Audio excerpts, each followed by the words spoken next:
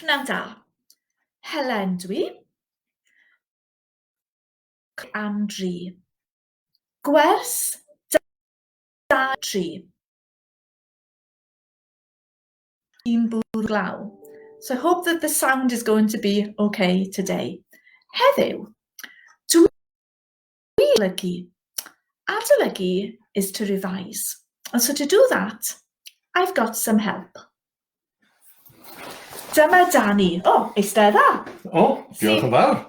Doesn't wait until I tell him to do anything. Iawn. Mae Danny a fi yn byw yn Llun-Gwener. Dyn ni'n byw yn Llun-Gwener. Danny, wyt ti'n... Dwi'n dod o Caerffili. O Gaerffili. Da iawn. Wyt ti'n gweithio? Dwi'n gweithio, dwi'n actor, ond dwi ddim yn gweithio yn ystod lockdown. Wel, beth ta? Dwi'n helpu pobl Llun-Gwener, dwi'n codi prescriptions a dwi'n siopa. O, diolch yn fawr. Wyt ti'n gyrru? Dwi'n gyrru corsa ar hyn o bryd. Iawn. Wyt ti'n hoffi darllen? Ydw, dwi'n hoffi darllen. Nawr, dwi'n darllen Elizabeth is Missing. Ydy Elizabeth is Missing yn iawn? Ydy, mae'n iawn. Ydy. Wyt ti'n chwarae pêl-droed? Na, dwi ddim yn chwarae pêl-droed. Ond dwi'n hoffi pêl-droed. Dwi'n hoffi gwylio pêl-droed. Dwi'n hoffi Caerdydd. Da iawn. Diolch, Danny. Wyt ti eisiau mynd nawr? Ydw. Gwna goffi i fi. Dwi eisiau diod. Dim problem. Diolch. Golcha dy ddwylo. Diolch, Danny. Diolch yn fawr. Nawr te. As you have probably noticed, mae Eiri yn helpu heddiw, ond when I was speaking to Danny, nawr, mae'n golchi dwylo, just to be awkward. Golcha mynd. That was his order, and make a noise. Sorry. Yeah. Felly, mae Eiri yn helpu heddiw, but when I was actually talking with Danny, Eiri wasn't giving you any help because I wanted you to understand. So let's go over what Danny told us. Mae Danny yn dod o Gaerffili. Mae e'n gweithio, mae e'n actor. Dyw e ddim yn gweithio yn y lockdown. Mae e'n helpu pobl. Now, pobl is a new word we haven't had yet. Pobl.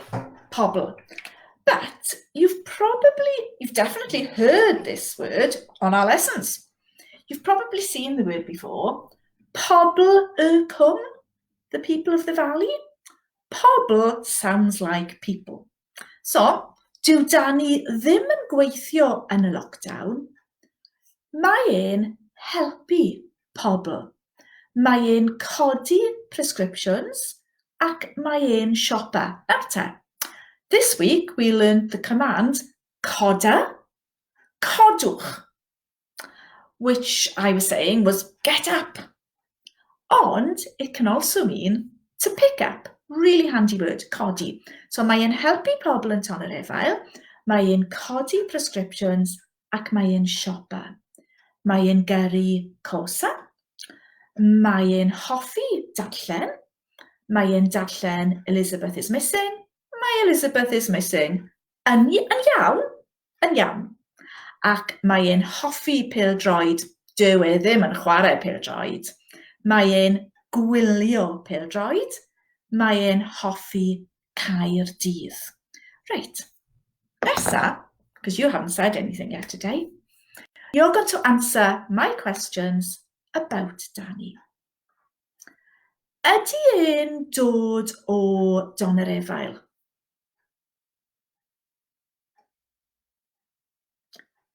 Nac ydy.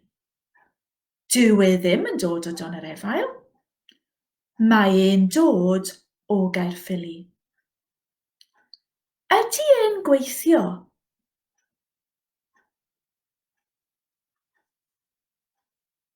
Ydy, mae e'n gweithio. Mae e'n actor. Ydy e'n gweithio yn y lockdown?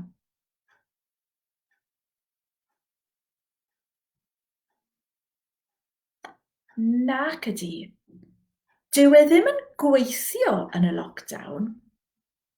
Ydy e'n helpu yn y lockdown?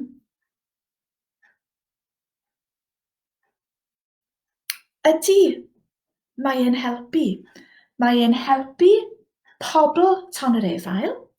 Mae e'n codi prescriptions. Mae e'n siopa. Da iawn. Ydy e'n gyrru? Ydy, mae e'n gyrru cosa. Ydy e'n hoffi darllen? Ydy, mae e'n hoffi darllen, a nawr mae e'n darllen Elizabeth is Missing. Ydy e'n chwarae pêl-droed?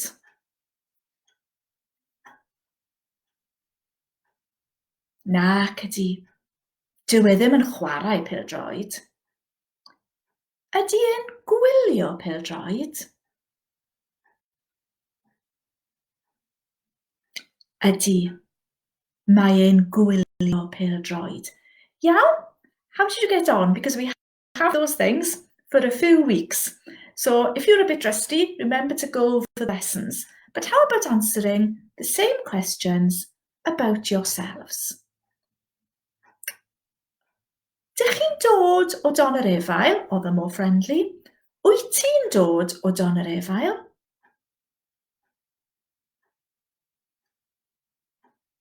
I would say the vast majority of you answered. Nac ydw. Dwi ddim yn dod o Donerefail.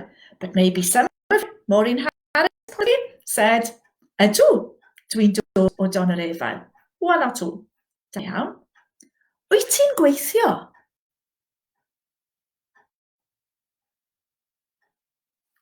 Ydw, dwi'n gweithio. Nac ydw, dwi ddim yn gweithio. Da iawn. Wyt ti'n gyrru? Ydw, dwi'n gyrru. Nac ydw, dwi ddim yn gyrru. Wyt ti'n hoffi darllen? Ydw, dwi'n hoffi darllen. Nac ydw, dwi ddim yn hoffi darllen. A wyt ti'n gwylio pêl-droed? Ydw, dwi'n gwylio pêl-droed. Nac ydw, dwi ddim yn gwylio pêl-droed. Da iawn. And then I gave Danny 2 commands. I told him to make coffee for me. Gwna coffee fi. And I also told him, wash your hands. Golcha dy ddwylo. Da iawn. Golcha dy ddwylo. Yeah, if I didn't know him well, or if I was speaking to more than one person, how would I tell them to wash their hands?